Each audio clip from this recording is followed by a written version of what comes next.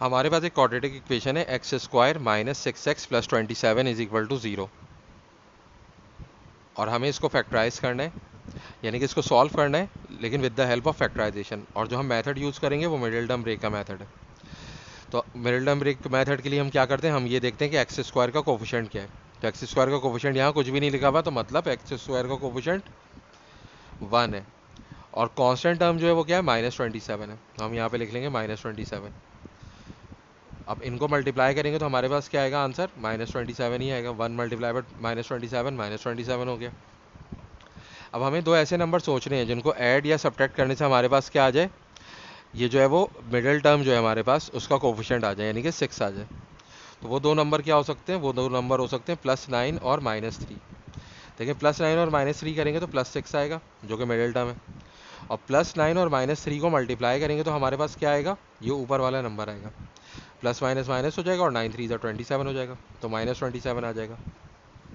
तो अब हम क्या करेंगे, एक्स स्क्वायर को तो वैसे ही लिख लेंगे हम।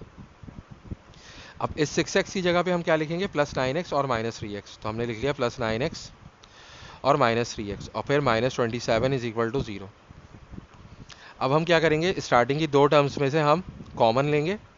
तो कॉमन हम क्या लेंगे, कॉमन हम ऐसी चीज़ को लेते हैं जो दोनों को डिवाइड कर रही हो। तो x जो है वो दोनों को डिवाइड कर रहा है, यानी कि एक्स स्क्वायर को भी डिवाइड कर रहा है और 9x को भी डिवाइड कर रहा है। तो एक्स स्क्वायर और ये x हम डिवाइड करेंगे तो हमारे पास बचेगा x। इसी तरह +9x को हम x से डिवाइड करेंगे तो x और x कैंसिल हो जाएगा और क्या बचेगा, +9 बच जाएगा। अब इसी तरीके से -3x और -27 में हम -3 कॉमन ले लेंगे। क्यों, क्योंकि -3 भी इसको डिवाइड करेगा, फिर -3x को, और -27 को भी -3 डिवाइड करेगा। तो -3x और -3 को हम डिवाइड करेंगे तो x बच जाएगा, और -27 और -3 को डिवाइड करेंगे तो +9 बचेगा। तो अब देखें x+9 हमारे पास कॉमन फैक्टर आ रहा है, तो हम यहाँ पे x+9 को कॉमन ले लेंगे। और कॉमन लेने का यही मतलब है कि ये भी डिवाइजर ही है। तो अब x टाइम्स x+9 और x+9 को हम डिवाइड करेंगे तो ये दोनों कैंसिल हो जाएंगे और क्या बचेगा, सिर्फ x बच जाएगा।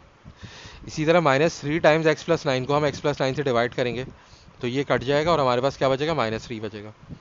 तो हमारे पास दो फैक्टर्स आ रहे हैं, x+9 और x-3, और इनका प्रोडक्ट क्या है, 0 है। तो देखें अगर दो फैक्टर्स का प्रोडक्ट जो है वो 0 होता है तो या तो x+9 0 होगा या फिर x-3 0 होगा। तो क्या होगा कि ये +9 उधर जाके -9 हो जाएगा, तो 0 -9, तो x की वैल्यू क्या आ जाएगी हमारे पास, -9 आ जाएगी। इसी तरह ये -3 उधर जाके +3 हो जाएगा, तो x की वैल्यू क्या आ जाएगी, 0 + 3 यानी कि 3 आ जाएगी। तो ये दोनों जो है वो x की वैल्यूज़ जो है वो इस क्वाड्रेटिक इक्वेशन के सोल्यूशन है, या हम ये कह सकते हैं कि ये दोनों वैल्यूज़ जो है वो रूट्स ऑफ द इक्वेशन है।